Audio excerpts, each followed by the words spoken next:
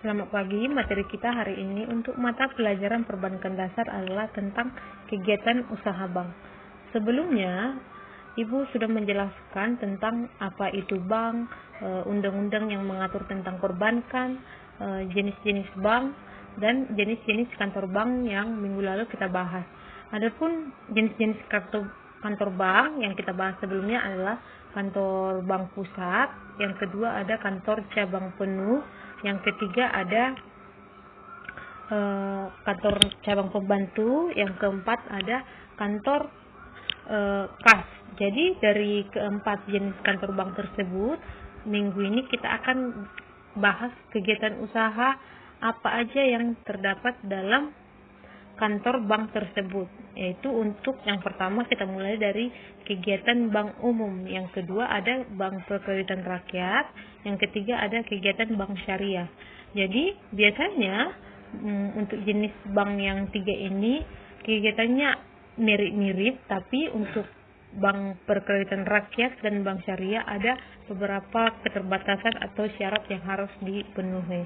Untuk minggu ini Ibu bahas mulai dari kegiatan dari bank umum, yaitu contohnya kamu lihat di sini, Ibu jelaskan dulu. Bank umum adalah bank konvensional yang keberadaannya bisa menjangkau masyarakat di seluruh Indonesia dalam mengembangkan bisnisnya. Contoh, bisa kamu lihat ada Bank BRI, Bank BNI, Bank Mandiri, Bank BCA, BJBR untuk Jawa Barat yang bisa kamu lihat di sekelilingmu, ya, dan yang kamu gunakan yaitu Bank BTN untuk membayar uang sekolahmu, ya.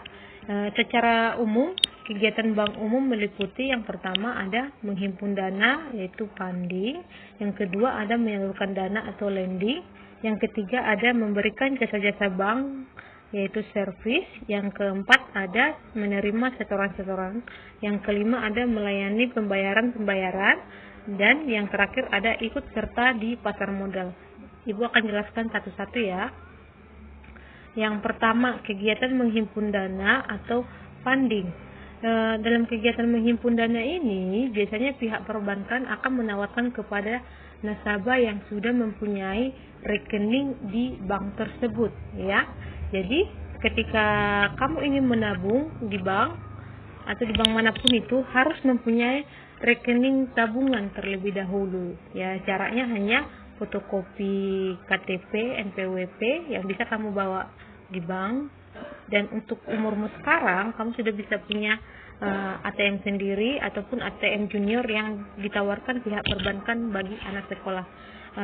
Untuk itu, untuk menarik uang dari nasabah, maka pihak perbankan akan menawarkan bunga yang menarik serta jenis-jenis kegiatan tabungan yang ditawarkan. Contohnya ada simpanan giro atau biasa disebut dengan cek, yang dalam bahasa Inggrisnya disebut demand deposit, yaitu simpanan pada bank yang penarikannya dapat dilakukan dengan cek atau bilet giro. Ini biasanya paling sering digunakan oleh para pengusaha yang uangnya cenderung bisa ditulis dalam satu cek untuk dibawa dan dicairkan di bank.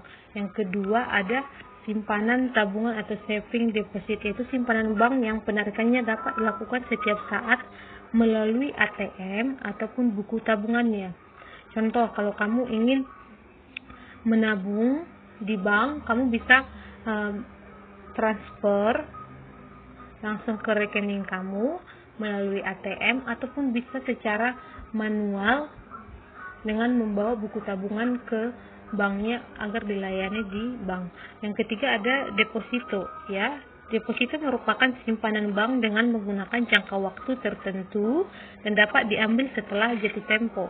Contohnya ada jenisnya, yaitu yang pertama deposito berjangka, sertifikat deposito, dan deposit on call. Deposito itu bisa disebut dengan tabungan yang bunganya lebih tinggi dibandingkan antara simpanan giro dan tabungan dengan jangka waktu tertentu. Ada yang tabungan deposito 1 bulan, ada yang 3 bulan, ada yang 6 bulan. Jadi misalkan kamu ingin menabung di deposito, bunganya akan lebih tinggi dari tabungan tersebut, ya. Tapi ada batas waktu yang ditentukan untuk pengambilannya, Yaitu misalkan kamu menabung di deposito 3 bulan, maka kamu harus menabung selama 3 bulan di deposito tersebut baru bisa diambil. Jika diambil kurang dari 3 bulan, biasanya akan dikenakan biaya penalti dari pihak perbankan, dan bisa juga tidak diambil dalam 3 bulan. Hal tersebut akan diotomatiskan oleh pihak bank menjadi automatic rollover atau biasa disebut dengan ARO. Faktanya di bank, seperti yang Ibu bilang tadi, bunga yang diberikan oleh giro disebut dengan jasa giro. Sedangkan untuk tabungan dan deposito, istilahnya untuk bunga atau hasil dari menabung itu disebut dengan bunga tabungan, ya. Dan apabila menabung di bank juga akan dikenakan biaya administrasi. Dan yang terakhir ada seperti yang Ibu bilang sebelumnya, kalau bunga deposito itu lebih tinggi dari giro dan tabungan. Jadi kalau kamu nanti punya uang yang banyak yang tidak kamu gunakan untuk jangka waktu tertentu, bisa kamu masukkan di deposito karena bunganya lebih tinggi dibandingkan dengan tabungan. Biasanya itu dikenakan 4% untuk deposito, sedangkan untuk tabungan hanya 2% atau 3% per tahun. Selanjutnya, kegiatan menyalurkan dana atau lending. Dari kegiatan menghimpun dana yang masuk dari masyarakat kepada bank, itu akan disalurkan kembali kepada pihak-pihak yang membutuhkan pinjaman. Jadi tabungan dari masyarakat yang lain dimasukkan ke bank, kemudian disalurkan kembali dalam bentuk pinjaman kepada masyarakat lain yang membutuhkan. Jadi kalau kamu punya uang di bank yang kamu simpan, uangnya nggak berhenti ataupun berdiam diri, tapi akan disalurkan kembali oleh pihak perbankan kepada pihak yang membutuhkan pinjaman, ya. Jadi di sini dijelaskan sedikit, kegiatan menyalurkan dana atau lending itu adalah menghimpun dana dari masyarakat yang tadi yang berupa kemudian diberikan dalam pinjaman bagi nasabah, baik secara perorangan atau individu ataupun secara massal kepada perusahaan, tetapi dengan menetapkan sejumlah bunga tabungan. Biasanya bukan bunga pinjaman, ya. Biasanya bunga pinjaman akan lebih besar dibandingkan dengan bunga tabungan, ya. Seperti yang Ibu bilang tadi, kalau bunga tabungan hanya 2-3% per tahunnya, sedangkan bunga pinjaman bisa kena 7-8% per tahunnya. Oleh karena itu, jenis-jenis pinjaman yang ditawarkan oleh bank kepada masyarakat, baik secara individu maupun perseorangan, bisa ada beberapa. Yang pertama, kredit investasi, yaitu pinjaman yang diberikan lebih dari 1 tahun, yaitu untuk jangka panjang. Biasanya ini digunakan untuk perusahaan-perusahaan yang ingin membeli mesin ataupun membangun tempat yang baru untuk kontraktor, itu disebut dengan kredit investasi. Yang kedua, ada kredit modal kerja, yaitu kredit yang kurang dari 1 tahun sebagai modal usaha. Jadi kalau ada seorang pengusaha, biasanya bisa meminjam ke bank yang digunakan untuk DP awal untuk membayar gaji karyawannya, itu bisa digunakan sebagai kredit modal kerja, ya. Yang ketiga adalah kredit perdagangan, yaitu kredit yang diberikan kepada pedagang untuk membantu usahanya, ya. Kalau itu cukup jelas, ya. Yang keempat ada kredit produktif, yaitu gabungan dari kredit yang digunakan untuk membiayai suatu usaha berupa modal kerja, investasi, dan perdagangan. Yang kelima ada kredit konsumtif, yaitu kredit yang digunakan untuk keperluan pribadi. Contohnya, seorang nasabah atau keluargamu atau saudaramu bisa meminjam uang ke bank untuk membeli mobil, yaitu dengan mengajukan kredit ataupun pinjaman ke bank. Jadi nanti pihak bank akan menilai apakah kamu layak untuk meminjam, ya.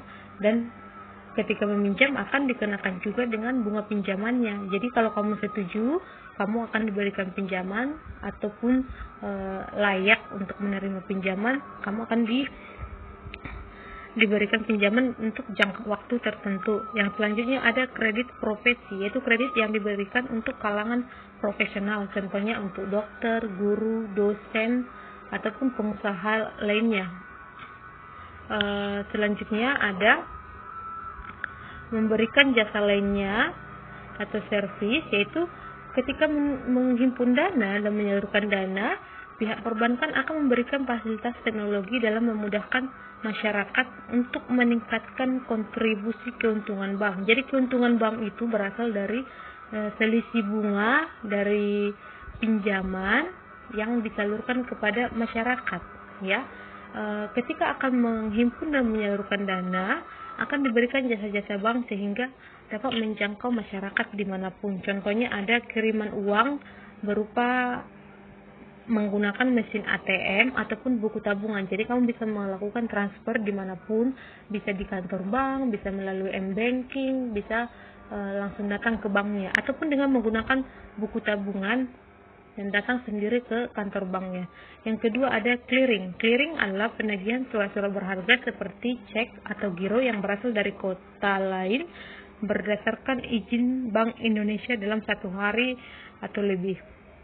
Jadi clearing ini dimaksudkan apabila kamu memberikan transfer dari Bank Bekasi ke Bank Jawa Barat ataupun bank temanmu yang ada di Bandung contohnya, itu bisa diselesaikan dengan clearing antar bank walaupun banknya berbeda. Contoh Bank BRI dengan Mandiri itu bisa dilakukan dengan clearing, yaitu penyelesaian hutang piutang antar bank.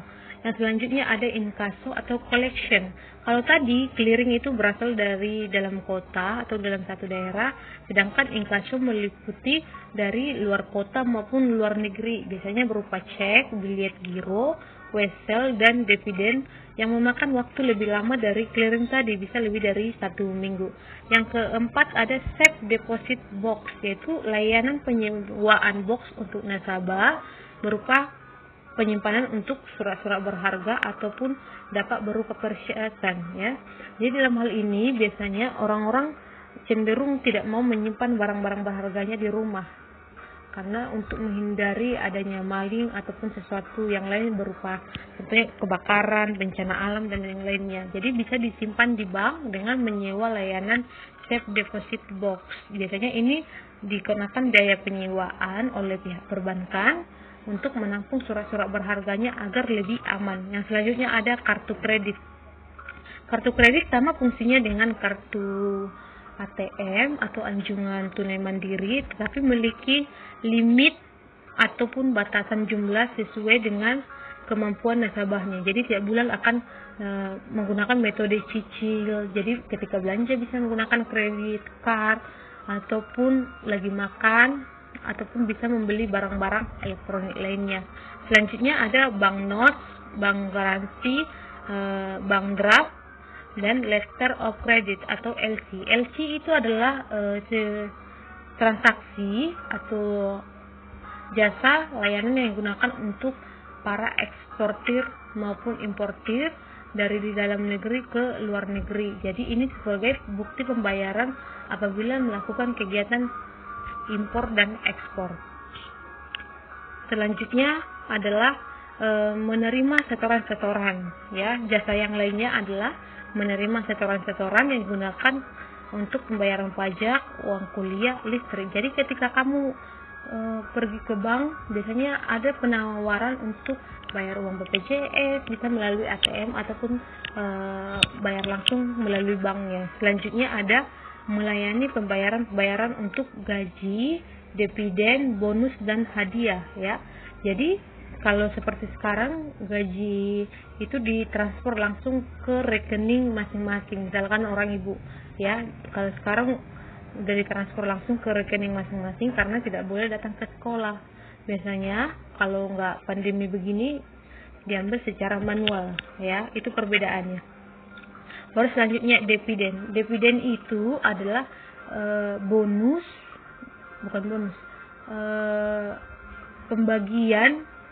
pembagian dari hasil RUPS atau rapat umum pemegang saham untuk hasil keuntungan laba suatu perusahaan yang dibagikan kepada masyarakat sebagai pemegang saham tersebut, ya. Sedangkan bonus dan hadiah yaitu hadiah yang diberikan untuk beberapa nasabah yang jadi nasabah prioritas ataupun nasabah yang beruntung dalam suatu bank. Biasanya akan diberikan hadiah berupa mobil, motor, payung juga bisa, dan yang lainnya. Yang selanjutnya adalah ikut serta di pasar modal, yaitu bank yang bersifat terbuka, biasanya ditandai dengan TBK, ya, yang dapat dibeli di pasar modal dalam bentuk saham yang dibeli masyarakat. Contoh, selain perusahaan seperti Astra Internasional, pihak perbankan juga bisa ikut di pasar modal, tetapi harus terdaftar di Bursa Efek Indonesia. Jadi ketika kamu ingin membeli saham juga bisa, tapi harus mempunyai KTP, buku tabungan, dan minimal umurmu harus 17 tahun, ya. Jadi contohnya kalau Bank BRI itu listing atau terdaftar di Bursa Efek Indonesia menggunakan kode BBRI. Kalau sekarang seingat ibu harganya mungkin sudah sekitar 4 ribuan. Tapi kalau beli saham itu harus minimal 1 lot. 1 lot itu 100 lembar. Jadi kalau kamu pengen beli saham BBRI, kamu harus menyediakan 100 lot dikali 4.000 per lembarnya. Jadi membutuhkan 400.000 agar bisa membeli 1 lot saham Bank BRI. Tapi ketika membeli sahamnya juga harus menggunakan aplikasi dari perusahaan sekuritas, ya. Jadi tidak bisa membeli langsung datang ke banknya, tetap harus menggunakan agen lain atau broker, ya. Yang kedua ada di sini Bank BCA. Kalau kode sahamnya yang terdaftar itu ada namanya BBCA. Begitu juga dengan bank-bank lainnya, yaitu Bank Bank BTN, Bank Mandiri dengan kode saham BMRI. Yang selanjutnya ada Bank BNI dengan kode saham BBNI, ya. Di sini ibu tutup dengan PR-mu, yaitu dari buku paket perbankan dasar halaman 96 sampai dengan 100, yaitu soal latihan, dan kumpulkan dengan catatan yang sudah ibu buat seperti minggu-minggu sebelumnya, ya. Perlu ingatkan lagi, kamu jangan kemana-mana, tetap jaga kesehatan, belajar saja di rumah, ya. Orang-orang pada takut sekarang keluar rumah, ya. Untuk waktu dan kesempatannya ibu ucapkan terima kasih, dan semoga apa yang ibu jelaskan bisa kamu terima, dan jika ada pertanyaan bisa kamu langsung hubungi ibu. Terima kasih.